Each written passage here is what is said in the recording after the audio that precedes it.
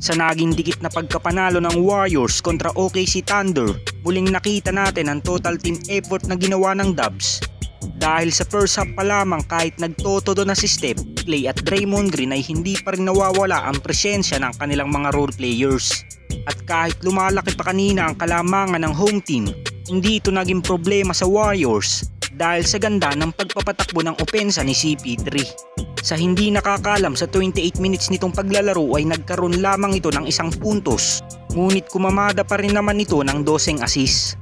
So sa nakakagulat na stats ni CP3, magandang senyales naman ito sa Warriors dahil nakikita nga natin na nakafocus lang si CP3 sa kanyang trabaho at kung ano lamang ang hinihingi sa kanya ni Steve Kerr ay yun lamang ang kanyang ginagawa. At hindi rin ito magagawa ng Warriors na manalo laban sa OKC kung hindi rin nagliyab ang shooting ni Dario Saric. So halos wala na nga tayong masasabi pa sa performance ng veteran forward na ito dahil sa mga nakaraan pa lamang nilang mga games ay subok na ang kanyang kakayahan pagdating sa scoring. At hanggang ngayon sa pinakamahalagang game kanina ng Warriors sa in-season tournament, muli na naman itong nagpamalas ng kanyang shooting at isa nga siya sa masasabi nating nagsalba ng kanilang second unit dahil 20 points lang naman ang kanyang kinamada sa buong game. At hindi pa nga dyan kasama ang kanyang mga defensive game na talaga namang nakapagpahirap sa mga role players ng OKC Thunder. At hindi nga lang si Dario Saric ang kapansin-pansin sa kanilang game kanina dahil pati na rin si Jonathan Kuminga ay gumawa ng 19 points off the bench at kasama pa dyan ang iilan niyang mga depensang ginawa upang mapahirapan ang mga players ng OKC Thunder.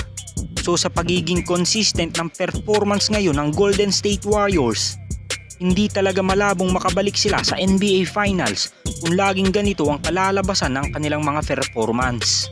At napakagandang pagkakataon nito sa mga core players ng Warriors dahil ramdam na nga nating mga fans na may tsansa silang magkampiyon dahil sa lalim ng kanilang lineup. Samantala sa naging game winner ni Steph kanina laban sa OKC Thunder, sa naging game winner din ni Klay Thompson laban naman sa Sacramento Kings, maraming mga fans ang may suwestyon na hindi pa nga raw kumukupas ang Splash Brothers dahil karamihan sa ngayon ng mga players na katulad nila ay ginagamit na lang ng isang team off the bench.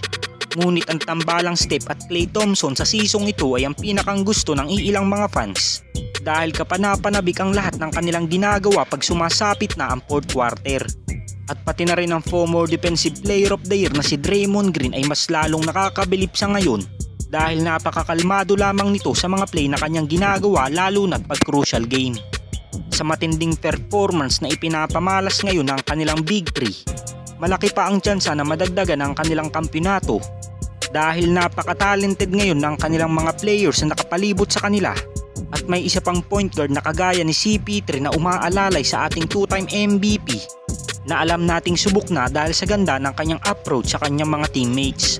At makaka-benefit din ng malaki ang Warriors sa prime performance ni Stephen Curry dahil sa pagkuha nila kay Chris Paul dahil may iwasan nga nilang mababad si Steph sa laro na alam nating kapag sumobra ang kanyang minuto ay malaki ang tsansa na magkaroon ito ng malalang injury. At ito lang ang ating NBA updates ngayon mga Lods. At kung hindi ka pa nakakapag-subscribe sa aking channel, subscribe mo na yan para updated ka sa ating NBA season ngayon. Salamat po.